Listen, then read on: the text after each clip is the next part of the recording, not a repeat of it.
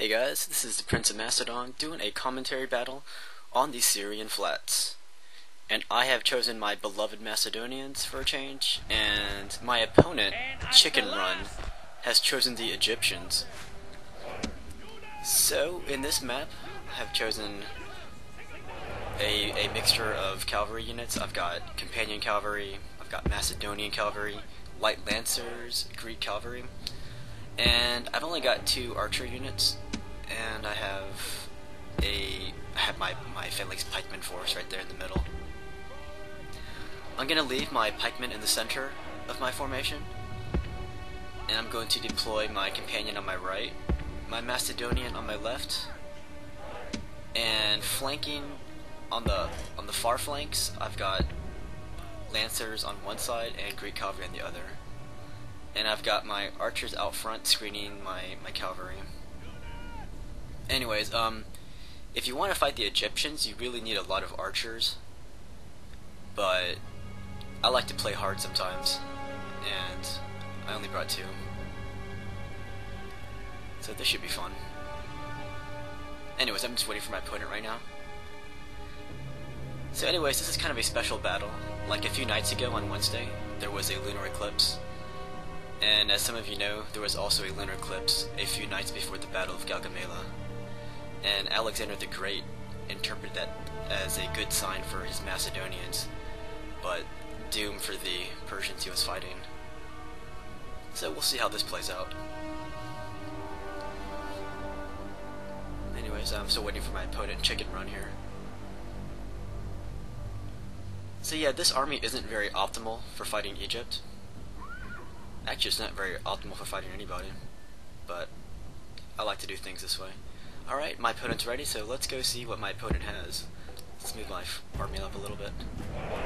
Alright, I can already see some peasants. Alright, he has Egyptian chariots back here. They're upgraded.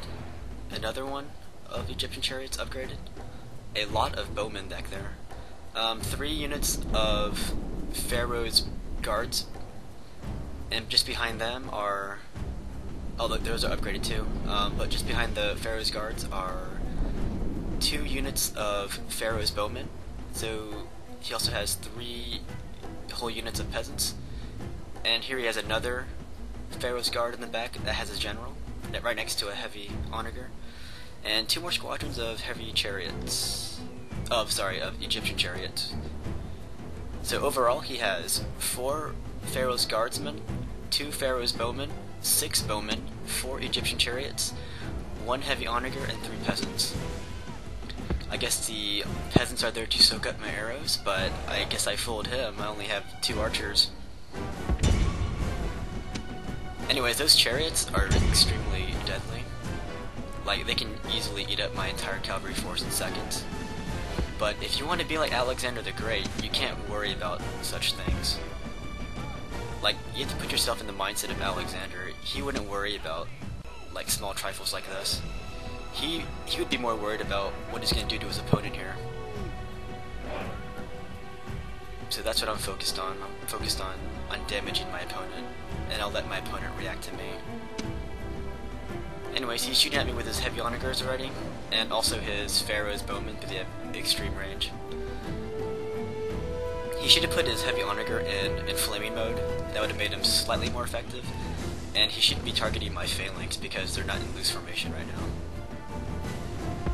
Anyway, I'm gonna move my phalanx like closer to his army so I can start this battle. I want to close the distance here so his archers don't annihilate me from far distance. So my archers are getting hacked by his archers right now, but I don't care. My phalanx is getting closer to his infantry formation there. I'm just gonna charge through here. I want to get this party started. His chariots are moving. Alright, so I can put my guys back in phalanx mode, and I'm gonna use my lancers over there as a flank guard for my companions. So I can't keep my companions back anymore. They are itching for action.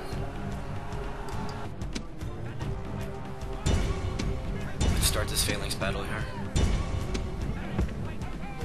I do have a superiority in infantry, in like heavy infantry, so that's one advantage I'm going to exploit. And here come my companions. Yeah, so I'm going to use hammer and anvil on his army here, and this is classic Alexander the Great stuff. Let's take out some archers. I'm going to swing back and take his spearmen from behind. And on the left, you can see my Macedonian cavalry getting chased by his chariots. So, if you want to use an army like this, you have to be very good with your micromanagement. Otherwise, you'll die. Like a painful death. So, I'm getting smashed and shot at by his archers here. So, I have to be really quick in what I'm doing. Otherwise, my guys will rout. So, this army isn't really for the faint of heart. Alright, so his Pharaoh's guards have collapsed right there in the center. So I'm gonna push onto his archers.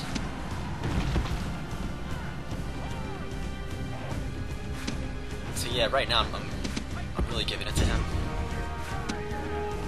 But he has a lot of archers and a lot of Pharaoh's bowmen. So this could still go either way. But I'm just gonna keep attacking like Alexander would. Oh yeah, regarding my Macedonian cavalry, like I'm using them in place of Thessalian cavalry because for some reason they didn't add the Thessalian cavalry in this game. I mean, theoretically I could use companions for them, but I mean because companions are supposed to be equally armed as the Thessalian cavalry. But I'm just going to use Macedonians in their place. And they have almost the same stats, but they have lower charge and lower attack than the companions. So anyways, his general is still alive. It's within that Pharaoh's guards right there. So I'm going to track it down with my phalanx here.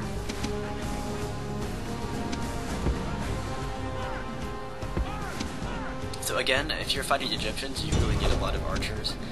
Actually, there's a huge trend to use a lot of archers for any army when you play in multiplayer. But that's not really my style. But sometimes I do it myself. Other people do it all the time. So here I am, sandwiching his general. The enemy general is running away. And there he goes, down for the way count. for a leader to behave. But the general is dead. General His is men dead. know their doom approaches. Alexander tried to kill Darius at Gaugamela, but This is a victory fit Darius for the gods, was good and at they running have away. triumphed to mark with a Alright, so song my or two. opponent has admitted defeat, and that's what a real player does. They admit defeat before they leave a game. They don't just exit a game like a sore loser. Anyways, that was my 844th battle, and I hope you guys enjoyed the Macedon versus Egypt battle there. My opponent had a good army. He didn't have the chariot archers, which is what I fear most, but he had a lot of bowmen and a lot of chariots. That's still pretty scary. Anyways, a good game to chicken run, and long live Alexander.